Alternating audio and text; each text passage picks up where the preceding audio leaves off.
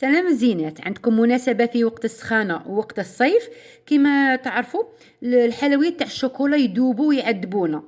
هذه هي الحلوى اللي تسلكك ما تدوب ما والو، صابلي المورينغ بريستيج بمزيج تاع الأذواق، الكراميل، حشو كريمة البندق، بالكوكاو. بنين بنين بزاف بزاف، صدقوني وحده البنة فيه بالتام تاع التخرج. وانتم زينوه على حساب المناسبة اللي عندكم، عرس، خطوبة، حج، عمرة، عقيقة، عيد الأضحى ولا عيد الفطر، أعياد الميلاد. المهم راه كاين بزاف دوك ليتام وتاني دوك الدوغ يا ربي كيسموهم سيرحوا لي من راسي. المهم ما تفوتوش أهم النصائح تاع الميرينغ باش ينجح معاكم ويجيكم ناجح ناشف مليار بالمية ناجح. هذه 6 فيفري 2018 ملي حطيت الفيديو تاع الميرينغ، هذه 7 سنين.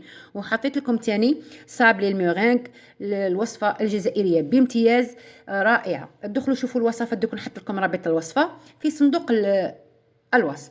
مقادير الصابلي تعطينا سنني كتبتها هنا في ورقة، 76 حبة عدد فردي. كي تلصقوها حبة ما حبة نتوما ديروا عملية القسمة. وكمية المورينغ تعطينا 35 حبة تاع الصابلي هذا. نبدو بسم الله. عندي 200 غرام تاع مارغرين تكون طاريه، انا كي كانت في العلبه كانت دايبه بالسخانه بزاف، راهي السخانه درتها شويه في الثلاجه تبرد واحد شويه تتماسك، ومن بعد استعملتها باش من بعد ما تخرجليش الزيت تاع العجينه. زدت عليها 100 مليلتر تاع الزيت، رشه تاع الملح، ومغرف صغيره تاع الفاني، وزدت عليها درك هنا 80 غرام تاع سكر ناعم. ندخلهم هكا مع بعض.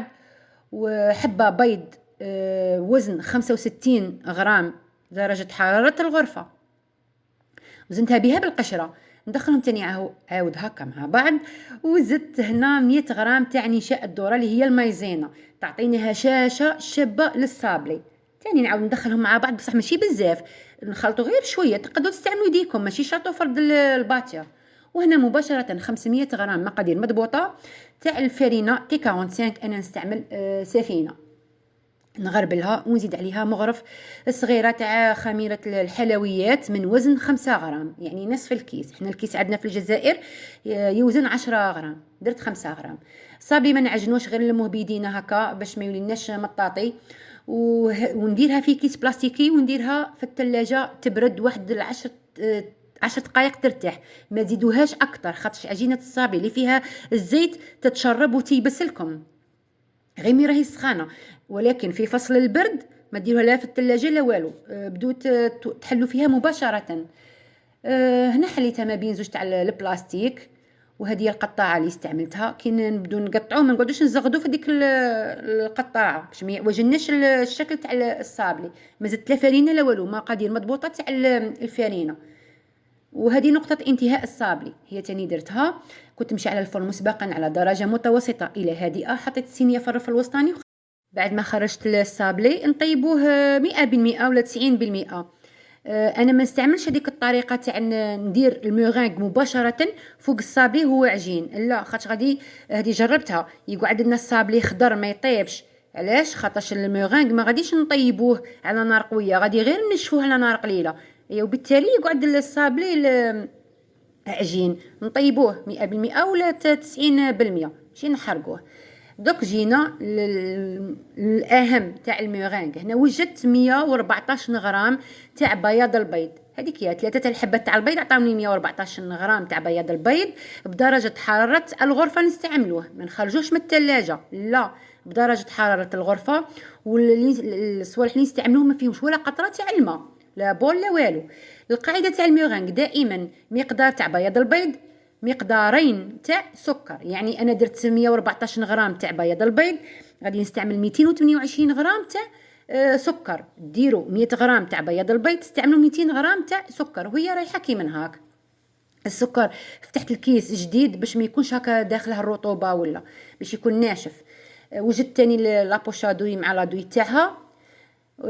غليت الماء درت فيه هنا حتى وصل درجه الغليان. البول حطيته ولكن ما يلامسش الماء السخون. درت بياض البيض مع رشه تاع الملح مع السكر، راح لي المقطع تاع الفاني. ديروا مغرف صغيره تاع الفاني باش تروح لنا ديك تاع رائحه تاع البياض، مع شويه تاع ملون ابيض بودره. نبدو اولا بسرعه منخفضه وحنا نقعدوا نخلطوا، من بعد نبدو نزيدوا في السرعه حتى يتماسك ويولي يدير لكم منقار العصفور. علاش درنا هنايا علاه درناه فوق بخار الماء باش يذوب لنا السكر بالخف ويتماسك تاني شغل يطيب هكا ويتماسك. راكم تشوفوا هاني نقلب البول ودالي 100 و200 باك دوازو منقار العصفور، هاني زهزمه هو كاع وراه قاعد متماسك. يجيكم هكا، شفتوني في الاول ما كانش متماسك مليح، عاود زدت خلطته درته هنايا في الكيس. سدفت الصابلي تاعي ودوكا نشكل هكا دوائر. هنا طلعوا الكيس تاعكم وبدو تضغطوا باش يجيكم هذاك الشكل بومبي، ما يجيكمش هكا مطبز. بعد عاود بغيت ندير هذا الشكل هذا تاع هذا المسنن.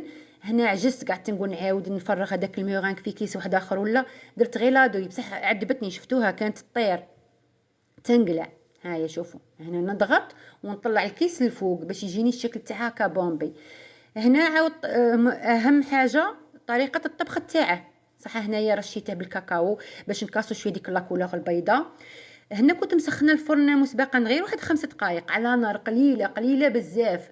يا ودي قل من الشمعه، ما تقولوش قليله كيما الشمعه، قل من الشمعه 80 درجه 100 درجه.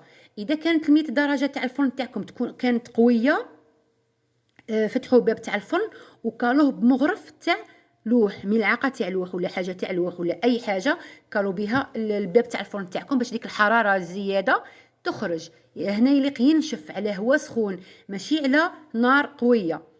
وطلعت الصينيه كاع الرف الفوقاني كاع. ما تخافوش ما غاديش نحرق لكم الصابلي، انا اداني مده الطبخ تاع باش نشف لي المورينغ اداني مده ساعه و20 ساعه ونص، هي على حساب تاني الغلظ تاع المورينغ. اذا كان غليظ بزاف درتو هكا يعني شكلتو مورينغ تاعكم غليظ غادي تدي لكم بالك حتى الساعتين قل ربع ولا. المهم انا هذا دالي ساعه و20 دقيقه. نتوما تاستو كي مره فتحوا باب الفرن وتلمسوا بيديكم كي تشوفوه ناشف وصاي طفوا عليه النار نخلوه في الفرن مطفي، نحلوا عليه باب الفرن واحد شويه باش يبرد تم في غرده ومن بعد نخرجوه هو دافي. ما تخرجوش مباشره هو سخون للهواء اللي برا، لا غادي يصرى واحد الشوك وينزل لكم ما يرطب لكم ما يقعد لكمش مقرمش، اما هكا يقعد لكم مقرمش مده طويله بزاف.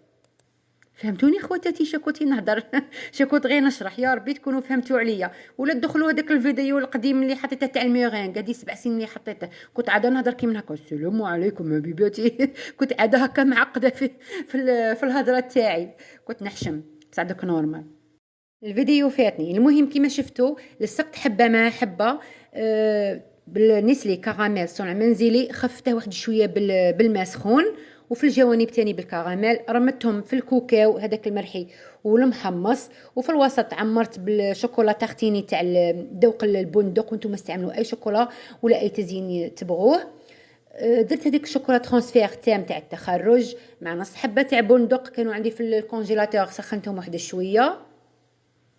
درت تاني هذاك ورق الذهبي، درت تاني دوك العرش تاع الورود هادوك، يعني اي حاجه تقدروا تزينوا بها تبغوا تخلوه تاني سامب كيما هكا وريتكم. شوكولا ترانسفير في الوسط وهذا ما كان. المهم ما طرطوش هاد الصابلي بنين بزاف بزاف ما تتخيلوش البنه تاعه ما شاء الله. والى الملتقى ان شاء الله مع وصفه اخرى، مع السلامه.